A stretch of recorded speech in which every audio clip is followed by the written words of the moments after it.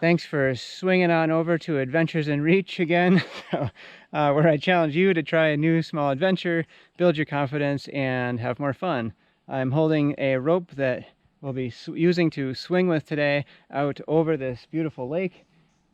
Just got it attached between two trees, so I'll show you the setup and the end product. So pretty fun. Stick around.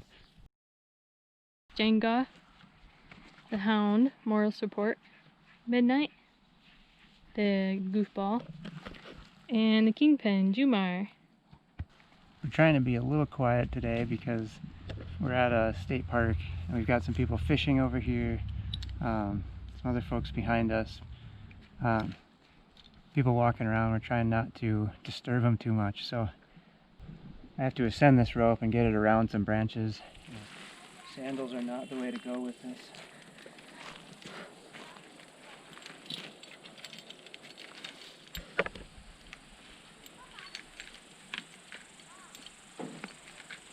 So I've got the climbing rope over two trees, about the same height, and I'm gonna do a butterfly knot here in the middle,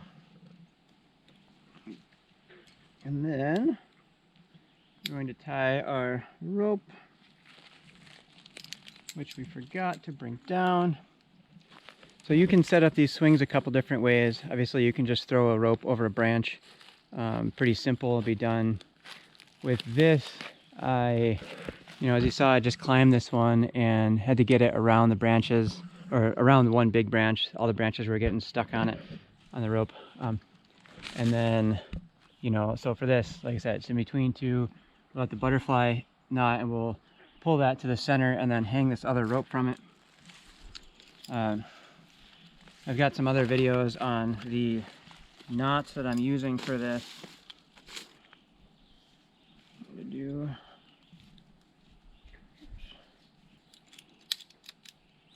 Alright, I think the problem is that we need more ropes. Alright, so the one thing you want to be really careful of is you want to make sure that where the ground is closest, right, where you swing at the kind of the apex of the swing, where the ground comes up and you have the most force on the system, that you're not going to hit, right? So down there, you want to be several feet off the ground. So when you swing that rope up here, you got to start like up in the air here. So what I'm going to do is I'm going to just set a rope on this tree, and I'll put a pulley on me with a little quick release, and so I can just get pulled up after I figure out where the safe spot is, and then I'll just pull the quick release and swing, so that way I know I'm not going to hit the ground because I've already started at that point. Alright, here's my quick release. Simple, to the point. So, that's it.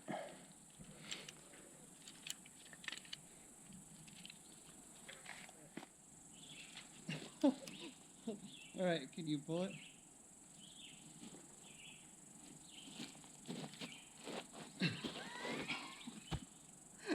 Pull! Pull! Fast. Am I gonna hit the ground? Whoa. There we go.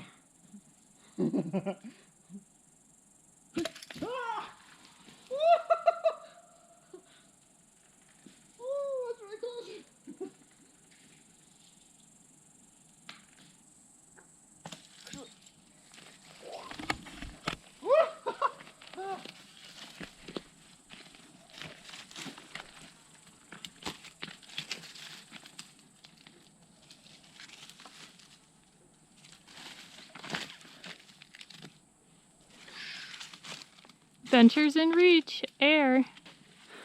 So just remember, if you do this at home, you can do a smaller one.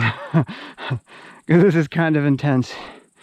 Because here's what happens when you pull the release.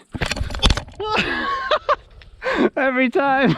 It's scary every time. Are you ready to go on it? I don't know about that. Come on. You loved the last one. Liz is about to take part in the madness. Here it is. We'll see her pass.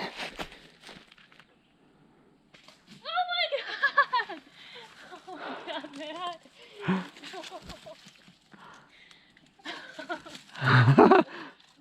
All right, so a couple cautions about doing these swings.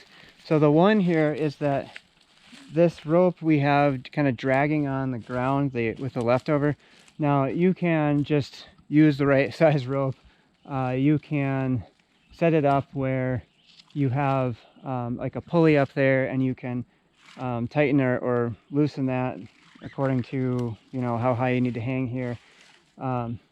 There's better ways to do this.